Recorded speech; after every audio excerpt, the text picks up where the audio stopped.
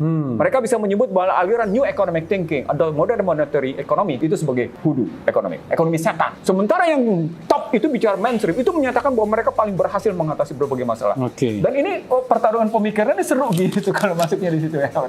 Iya, itu memang nanti butuh 7 hari 7 malam kita kalau membahas. Saya ingin mengatakan betapa ketinggalannya pemikiran ekonomi di Indonesia.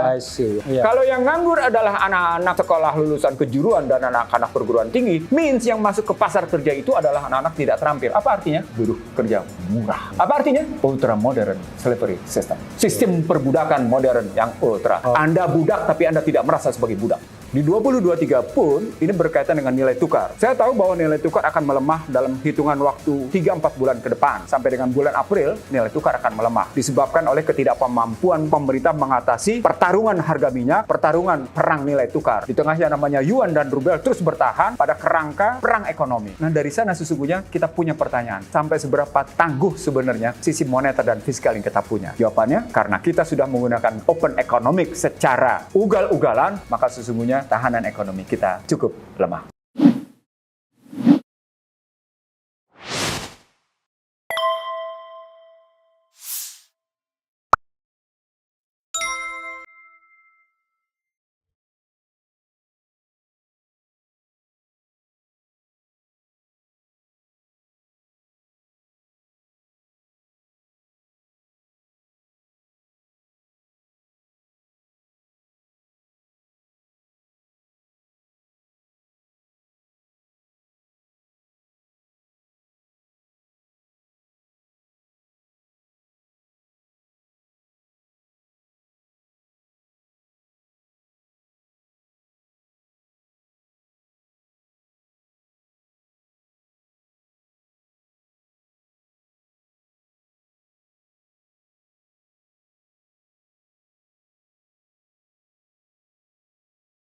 Kenapa sampai Amerika baik oleh Thomas Piketty, baik oleh Joseph Stiglitz, bahkan oleh Michael Hudson, G is junk for economic.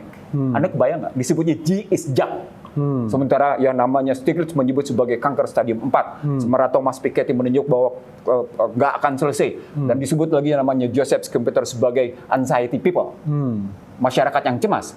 Itu disebabkan oleh sejak tahun 70 sampai dengan hari ini, Amerika sungguh-sungguh tidak menyelesaikan ketimpangan. Padahal mereka mengukurnya bukan dari pengeluaran, dari pendapatan. Indonesia mengukurnya masih dari pengeluaran. Yang sebenarnya bisa agak mislead ya. Orang bisa aja kaya tapi dia nggak perlu banyak makan. Kan ada perbedaan kos Anda orang miskin sama kos Anda orang kelas menengah sama kos Anda orang kaya dalam rangka pembiayaan. Padahal tingkat pendapatan Anda, katakan seorang yang kaya tadi pendapatannya bisa rata-rata 100 juta per bulan. Yang ini 400 ribu aja nggak nyampe, atau katakan 1,2 juta aja nggak nyampe. Gimana? Tapi itu kan timpang sekali. Tapi begitu dia pengeluaran, gapnya nggak terlalu tinggi. Nggak terlalu tinggi. Pinter Anda. Habis itu Anda cerdas. Karena orang kayanya itu mau hemat, badan nggak mau makan boros gitu-gitu. Jadi spending money-nya itu dia nggak beda jauh. Betul. Itu indikator kedua. Indikator ketiga apa? Tadi angka kemiskinan, Refli. Angka kemiskinan itu kalau kita lihat di sini, ini ketimpangan itu kemudian memunculkan kemiskinan. Gambaran kemiskinan, gambaran pengangguran. Nanti juga gambaran PDB per kapita. Nah, kalau tingkat kemiskinan itu jatuhnya di era, kalau pakai angka BPS sih bagus, 12,29%. Dia menurun dari tahun sebelumnya 13,1 menjadi 12,29%. Ini kemiskinan versi siapa? BPS. Oh BPS, bukan World Bank apa-apa kan? BPS. Angkanya kan beda-beda. Beda-beda. Standarnya juga beda. BPS menggunakan $1 per hari. Bank Dunia bisa menggunakan 2,9, bisa sampai 3,9. Ini pokoknya standarnya rendah banget lah pokoknya. Anda mau ya diukur dengan rendah? Makanya. Kan artinya sesungguhnya lagi-lagi ketika kita menggunakan standar-standar itu, maka pertanyaan berikutnya adalah kenapa BPS menggunakan standar itu? Saya terusin Refli. Kalau orang ribut kemarin nikel 90% keluar. Kecil nikel itu 90% keluar. Miner yang lain lebih gila dari itu. Misalnya? Emas. Molybdenum. Perak. Tembaga. Batu bara. Keluar semua itu. Paling tidak keuntungan korporasi swasta dapatnya berapa? Iya. Yang masuk negaranya kecil. Iya, kecil gitu. Itu makanya saya mau swasta dapat duit tapi simpennya di luar negeri. Itu makanya saya memasalahkan Refli perspektifnya. Tadi Anda bicara tentang tidak efektifnya anggaran. Iya. Saya pernah memasalahkan ini kepada Menteri Keuangan. Saya minta Menteri Keuangan membongkar PNBP. Kan tidak pernah kelihatan jenisnya, bagaimana strukturnya gitu. Pendapatan negara bukan pajak itu akan kelihatan. Sementara ini orang cuma tahu undang-undang pendapatan negara bukan pajak, tapi apa jenisnya, berapa besarnya, bagaimana ketentuannya, relasinya apa saja. Waduh. Ya kemarin kan gini lah. Ya. Waduh, diglorifikasi pendapatan nikel kita gara-gara hilirisasi meningkat. Ya, angkanya meningkat, tapi yang ono lebih banyak dapatnya. Yang swasta dan kemudian luar. Glorifikasi itu pertama. Kesalahan pertamanya ini protes saya ke teman-teman ekonom makro ya. Teori PDB itu sejak tahun 70 sudah diprotes dengan nama trickle down effect, efek menetes. Namanya saja trickle down effect sudah memalukan, efek menetes ke bawah. Kok Anda mau sih menggunakan tesis menetes ke bawah gitu? Minta, memang harap gitu ya. Iya, gimana sih? Dan itu sesungguhnya sudah diprotes sejak tahun 1970, sejak Nixon shock tepatnya. The depth of economic, Paul Omerot. Kalau ngambil ekonomi politiknya begitu. Hingga hari ini itu masih dipakai. Artinya orang tidak punya alternatif atas pemikiran PDB. Padahal sudah terjadi pergeseran pertarungan. Saya menyebut begini, Refli. Di negerinya sendiri, di Amerika sendiri, pertarungan pemikiran tentang new economic thinking, new economic thinking, perdebatannya luar biasa. Kalau kita dengar di sini para ekonom tidak saling caci maki, di Amerika para ekonom itu bisa saling caci maki. Mereka bisa menyebut bahwa aliran new economic thinking atau modern monetary economy itu sebagai hoodoo economic, ekonomi setan. Sementara yang top itu bicara mainstream, itu menyatakan bahwa mereka paling berhasil mengatasi berbagai masalah. Dan ini pertarungan pemikirannya seru gitu kalau masuknya di situ ya. Iya itu memang nanti butuh 7 hari 7 malam kita kalau membahas. Saya ingin mengatakan betapa ketinggalannya pemikiran ekonomi di Indonesia. Gitu loh. Apalagi orang awam seperti saya yang tidak paham kan. Itu tadi indikator ketiga kemiskinan. Pengangguran kita lihat. Kemiskinan berapa tadi? 12,29 tadi. 12,29 dengan ukuran yang sama era SBY berapa? Oh, kalau di era SBY pernah kejadian itu 24,2.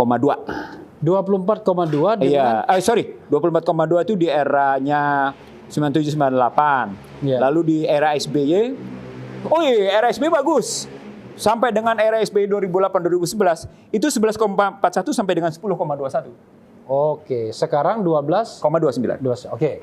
Artinya kalau misalnya head to head pemerintahan SBY dan Jokowi, Jokowi lebih tidak berhasil mengatasi kemiskinan artinya kan? Iya, betul.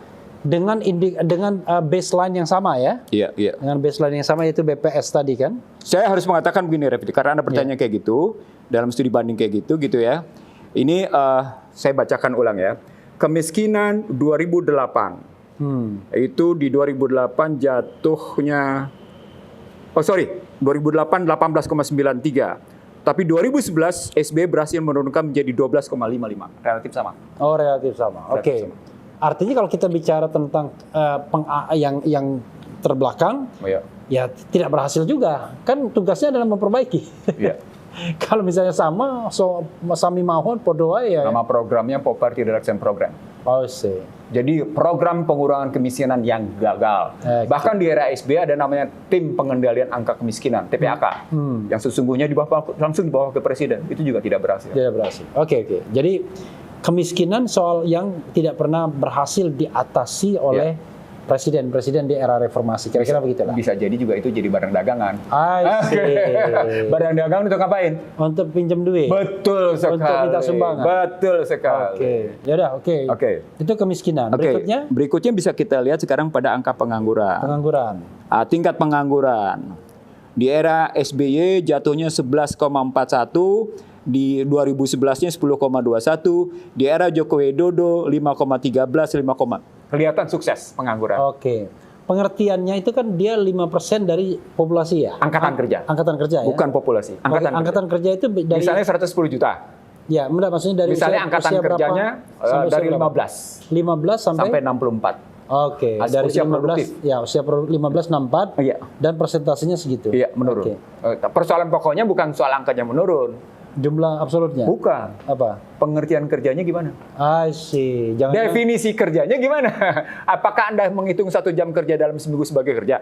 Masa dalam pada posisi survei 1 jam kerja dalam seminggu dianggap sebagai kerja? Kerja apaan begitu? Gitu. Atau kerja bikin media sosial sendiri yang nggak jelas penghasilannya, iya. Dianggap kerja juga gitu. Karena orang kan semua bisa bikin YouTube, podcast, bisa bikin podcast. Iya. Gitu. Oke, lanjutkan. Oke. Lalu? Apalagi Anda mau tanya? Iya, dari segi IPM. Nah, dari sisi pengangguran tadi berapa? 5, tadi Anda tanya ulang. Di sini pengangguran menjadi 5,13, naik dia sedikit 5,86. Dari 5,13. Dari tahun-tahun sebelumnya? Enggak, di era Joko Widodo saja, dari 2018 ke 2022. Oke, tetapi pertanyaan gugatannya adalah apa yang dimaksud dengan bekerja tadi? Betul, satu. Yang kedua, siapa yang nganggur? Pertanyaan serunya. Iya. Kalau yang nganggur adalah anak-anak sekolah lulusan kejuruan dan anak-anak perguruan tinggi, means yang masuk ke pasar kerja itu adalah anak-anak tidak terampil. Apa artinya? Buruh kerja murah. I see. Apa artinya? Ultra modern slavery system. I see. Sistem perbudakan modern yang ultra. Anda budak tapi Anda tidak merasa sebagai budak. I see. Itu kajian saya, Refli. Oke. Apalagi? Ya berikutnya apa lagi? Oke, bisa kita lihat pada IPM. Ada IPM, ya? Ada IPM. IPM itu bisa kita lihat indeks pembangunan manusia. Ya? Indeks pembangunan manusia itu dilihat pada Joko Widodo membaik. 71,39 menjadi 72,91. Itu HDI ya, Human Development Index. Betul. Ngitungnya seperti apa? Tergantung indikator apa yang pakai. Itu gabungan dari rata-rata lama sekolah. Oke. Ya kan? Rata-rata lama sekolah berapa? Nah, Indonesia rata-rata lama sekolah itu di bawah 9 tahun. Oke, makin lama sekolah makin bagus. Makin bagus. Jadi ada yang 9 tahun, bahkan ada yang kelas 2 SMP cuma. Oke. Jadi 6 tambah 3 9, tapi rata-rata 9. Oke, lalu berikutnya juga Anda bisa lihat kalau diambil dari IPM itu selain rata-rata lama sekolah, usia harapan hidup. Oke. Nah, usia harapan hidup meningkat dari 65 ke 68, sekarang rata-rata 70. Lalu dihitung lagi tingkat pendapatan. Oke. Tingkat pendapatan juga masuk diukur, variabel ya? IPM. Oke. Nah, makanya dianggap membaik. Problematiknya tingkat pengeluaran juga enggak? Oh iya, mau tidak mau begitu masuk posisi kayak gitu. Pemerintah menambahkan 2. Nilai tukar petani dan nilai tukar nelayan. Karena nilai tukar itu dihitung berapa pendapatan dan berapa pengeluaran pada petani dan pada nelayan, saya menganggap akalnya tidak akurat. Jadi saya tidak berani menggunakannya. Saya masih berani menggunakannya. Kenapa? Karena saya gunakan ini karena indikatornya adalah soal SDG, Sustainable Development Goals. Iya, jadi kalau soal HDI ini, Bang ya. HDI ini angkanya berapa tadi? Terakhir itu naik Joko Widodo tuh. HDI terakhir dimiliki oleh Joko Widodo naik dari 71,39 menjadi 72,91. 71, 72 itu dari apa ngitungnya? Itu tadi dari 3 komponen. Enggak, maksudnya kalau misalnya angka maksimalnya berapa? 100? Bisa 100, bisa paling baik. Kayak kalau di Indonesia, kalau di ASEAN yang terbaik Singapura. Bahkan Singapura termasuk High Development Index tertinggi. Berapa? Mendekati 80-an ke atas itu. Oke, jadi nilai maksimal 100 ya. 100, artinya kita mengatakan peningkatan itu 100% gitu ya. Dan tidak mungkin 0%, berarti nggak kerja. Tapi bisa nggak negatif HDI itu? Bisa saja. Bisa aja ya, mungkin perang, kelaparan gitu. Oke. Jadi kita mencapai 72,91. Oke. Jadi tetapi di antara G20 katanya kita paling rendah nomor 19 itu kalau HDI-nya. Makanya jangan bangga. Oke, Bang. Ini karena waktu juga ya, karena kita juga ada janji meeting bareng Bang Ihsan juga.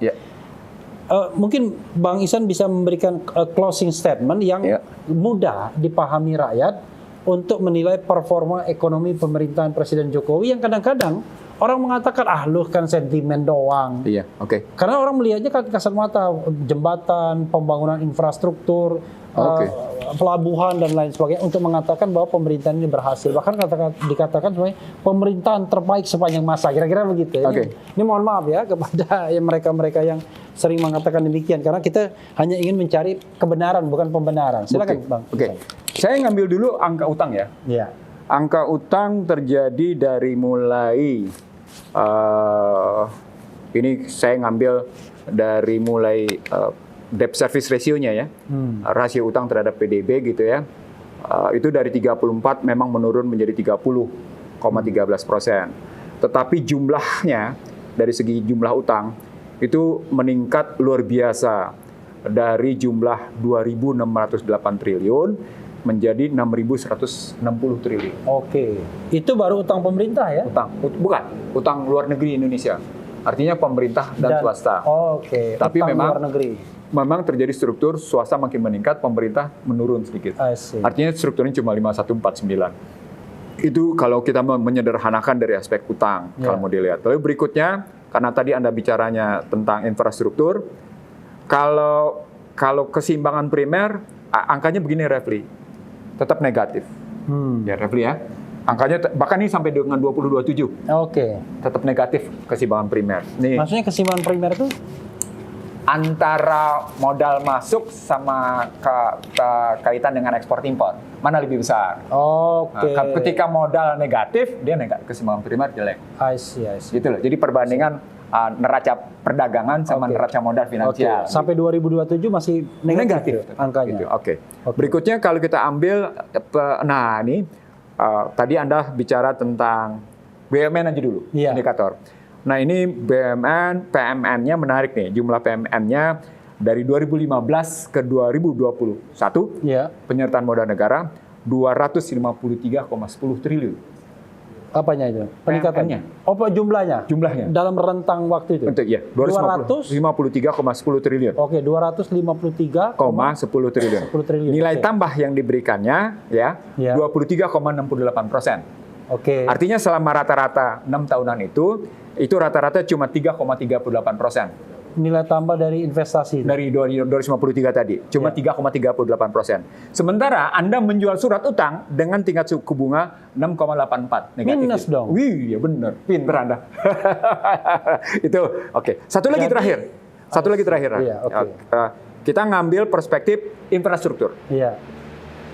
Infrastruktur kita bandingkan yang dibangga-banggakan itu berdasarkan struktur pembiayaan. Gitu ya.